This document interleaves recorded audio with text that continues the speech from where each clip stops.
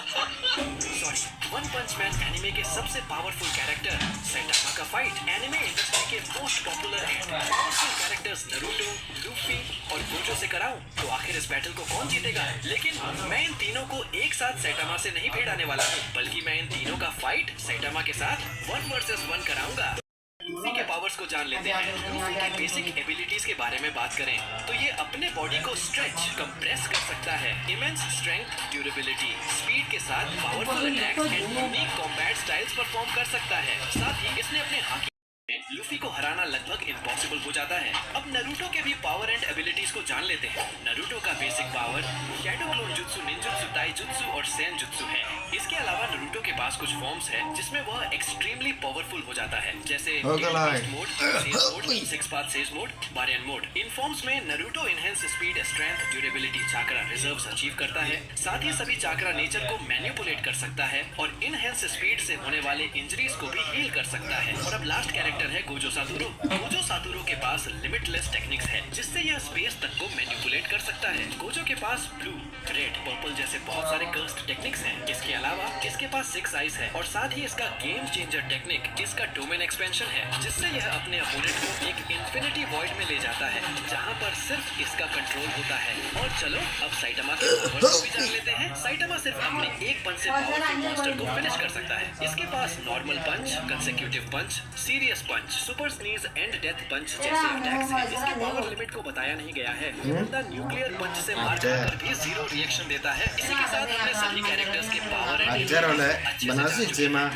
चलो सीधे ही battle start करते हैं। लेकिन स्टार्ट में कि अरे क्या मजाक हो, वार्म अप हो जाएगा, जिस पर सैटामा कहता है कि बातें नहीं, फाइट करते हैं। और तब गोजो सैटामा को एक पावरफुल हिट करने की कोशिश करता है, पर सैटामा इसे इजीली डॉज कर लेता है, करता है, डालता है। इसके बाद गोजो और सैटामा के पावरफुल पंचेस क्लैश होते हैं, जिससे वहाँ डिस्ट्रक्शन होता है। इस डिस्ट्रक्शन से गोजो को बच जाता है, लेकिन गोजो को अब समझ आ चुका है कि इस बंदे में दम तो है। और तब वह अपने पावरफुल अटैक्स में से एक कर्स्ड टेक्निक रिवर्सल रेड को एक्टिव कर उससे सैटामा पर अटैक करता है। सैटामा ये देख शॉक्ड होता है और गोजो का यह अटैक सैटामा को ले जाकर दूर गिरा देता है। इसके बाद गोजो कॉन्फिडेंस से आगे बढ़ता है और यह सोचकर खुश होता है कि सैटामा खत्म हो चुका होगा, लेकिन वह शॉक्ड रह जाता है यह देखकर कि उसके अटैक से सैटामा को ज्यादा कुछ फर्क नहीं पड़ा है। सैटामा खड़ा होता है और कहता है, अरे वाह, तुम तो पावरफुल हो, मैं चाहता हूँ कि तुम और भी ज्यादा पावर से मेरे साथ लड़ो।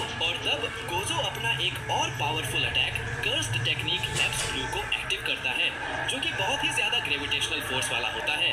गोजो इससे सैटामा पर अटैक करता है और इसके अगेंस्ट सैटामा एक पावरफुल पंच से अटैक करता है, जिससे वहां पर एक बड़ा डिस्ट्रक्शन होता है। डिस्ट्रक्शन के बाद सैटामा बहुत ज्यादा सीरियस मोड के साथ खड़ा होता है। वह बहुत ही गुस्सा हो चुका था क्योंकि उसे लग रहा था कि गोजो कहता है कि वाकई तुमने मुझे मेरे प्राइम फॉर्म में आने पर मजबूर किया, लेकिन अब तुम पछताओगे क्योंकि अब तुम एक ऐसे बंदे से लड़ने वाले हो जो बिल्कुल सच्ची हो चुका है। और अब बस तुम अपने जान की भीख मांगोगे।